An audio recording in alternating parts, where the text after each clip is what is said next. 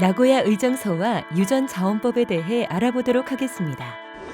나고야 의정서는 국제협약인 생물다양성협약의 부속 의정서로 나고야 의정서를 이해하기 위해서 먼저 생물다양성협약에 대한 이해가 필요합니다. 생물다양성협약은 1992년 유엔 환경개발회의에서 채택된 협약이며 현재 전 세계 196개국이 가입되어 있습니다.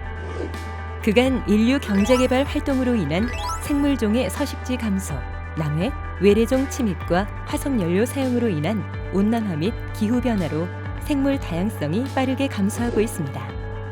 화석 기록을 통해 산출한 자연적인 멸종률은 약 4년에 한 종에 불과하지만 현재는 이보다 약 100배에서 1000배나 빨라 하루에 70종씩 멸종하고 있어 2050년까지 생물의 4분의 1이 사라질 것으로 예측되고 있습니다.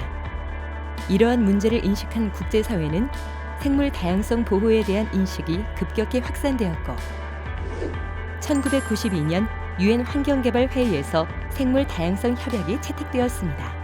1993년 발효한 생물 다양성 협약은 각국이 생물 자원에 대한 주권적 권리를 가지고 있음을 확인하였습니다.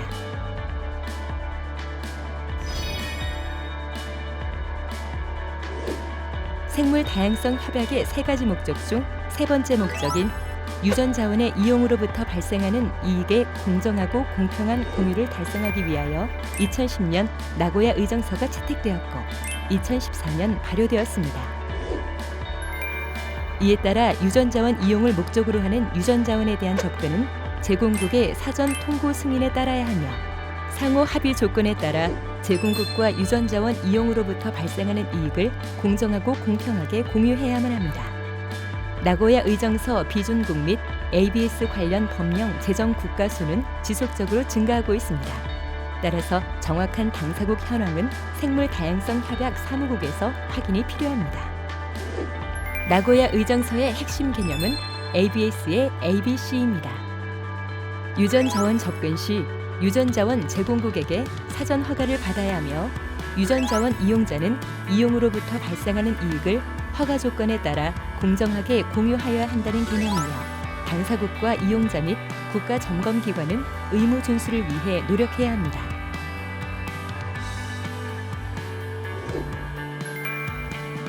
유전자원 이용자는 먼저 제공국의 법, 규제, 절차 등의 정보를 국가연락기관에 확인하고 유전자원 접근 허가를 국가 책임기관에 요청하고 이에 따른 사전 통고 승인을 받습니다. 이에 따라 제공국과 이용자 간의 상호 합의 조건을 체결하고 유전자원을 제공한 후 이용자는 이 공유를 실현할 수 있습니다. 이용자는 이러한 승인 내용과 이 공유 내용을 이용하려는 국가의 국가점검기관에 절차 준수 신고라는 이름으로 신고하게 됩니다. 사전 통고 승인은 유전자원 원상국으로부터 적법한 허가권을 취득하는 것이며 정해진 법률과 규제 요건에 따라야 합니다. 주요 내용은 목적, 이용자, 유전자원 종류, 양, 유효기간 등을 포함합니다. 이때 법률에 따라 같이 제출하거나 나중에 추가되는 것이 상호 합의 조건이며 양자 간 협상에 의해 정해지는 계약으로 나고야 의정서에서 정한 양식은 없으나 일부 국가는 법률로 상호 합의 조건을 규정한 국가들이 있습니다. 적용 범위는 유전자원과 관련 전통 지식 및 해당 국가의 모든 생물자원과 그 파생물까지 포함되어 있습니다. 즉, 허가 대상 목록이 따로 있지 않고 모든 생물자원이 해당됩니다.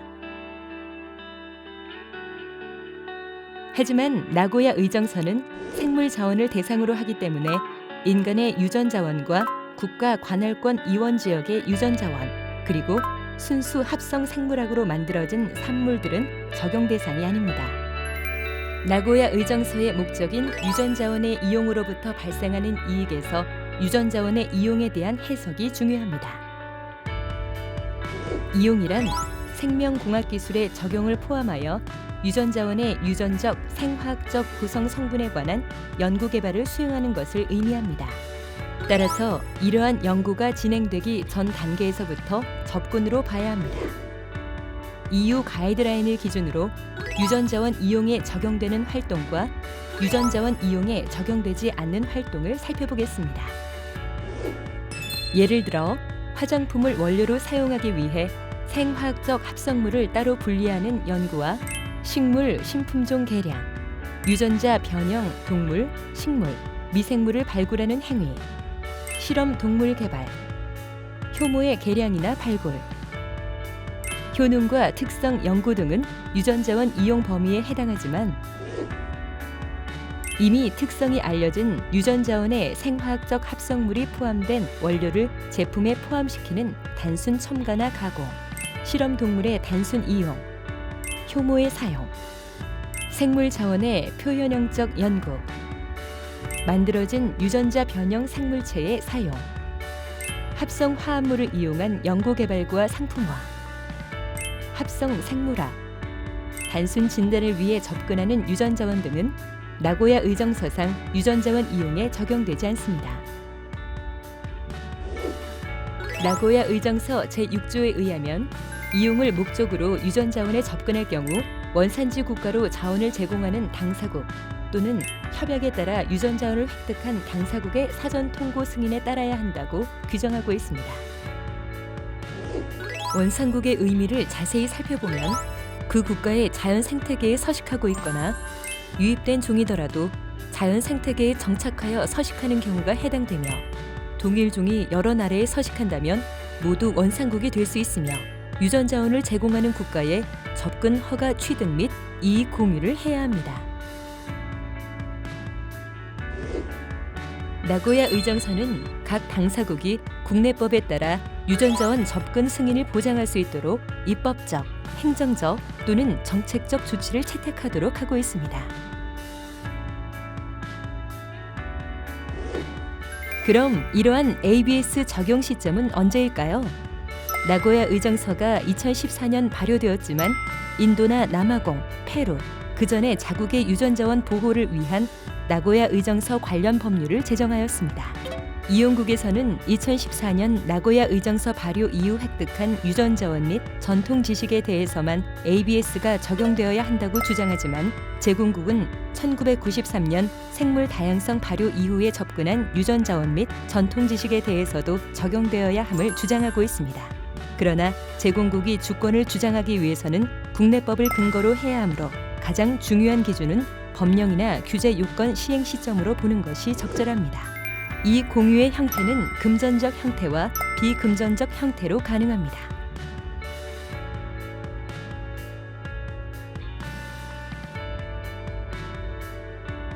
국제 인정 의무 준수 인정서와 점검기관 커뮤니케는 각 당사국 책임기관 및 점검기관에서 수집한 해당 국내 ABS 신고 내역입니다.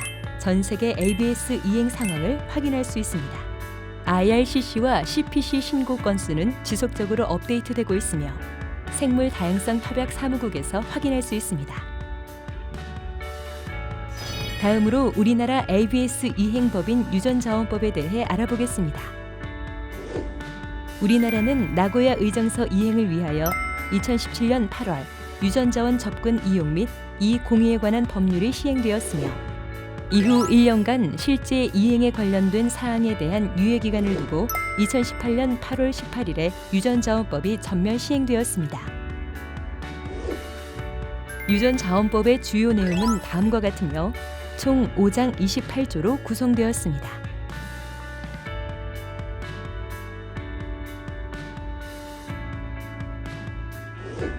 나고야 의정서는 원활한 이행을 위해 국가연락기관, 국가책임기관, 국가점검기관을 지정하도록 규정하고 있습니다.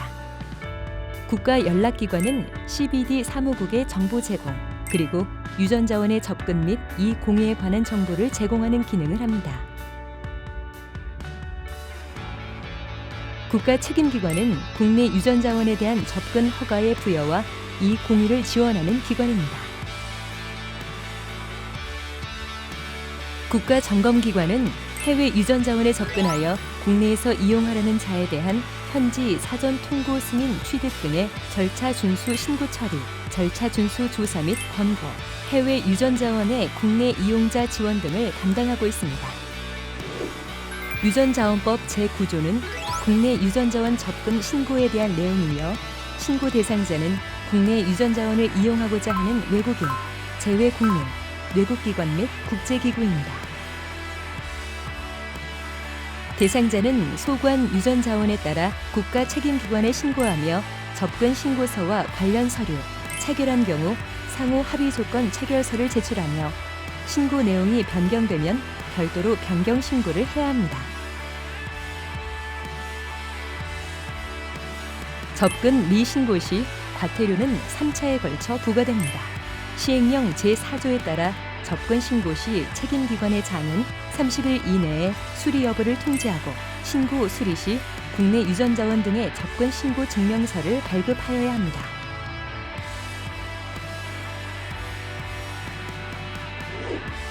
그리고 생물자원의 국가 책임기관의 관련 법률의 고시 목록에 포함된 국외 반출 승인 대상종의 승인을 받은 경우 접근 신고를 한 것으로 간주합니다.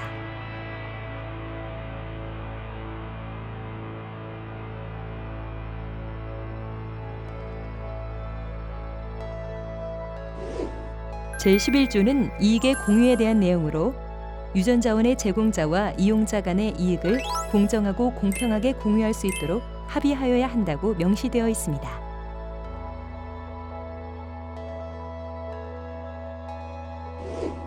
시행령 제13조와 14조에는 국가 책임기관의 부처별 실제 업무를 수행하는 위임 위탁기관이 명시되어 있습니다.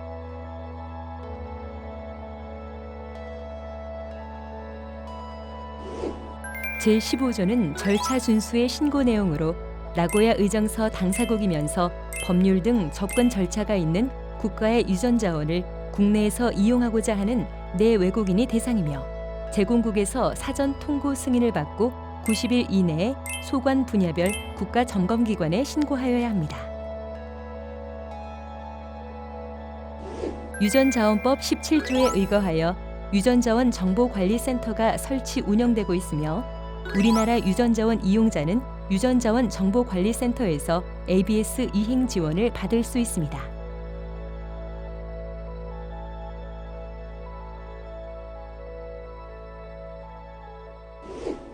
지금까지 나고야 의정서와 유전자원법에 대해 알아보았습니다. 감사합니다.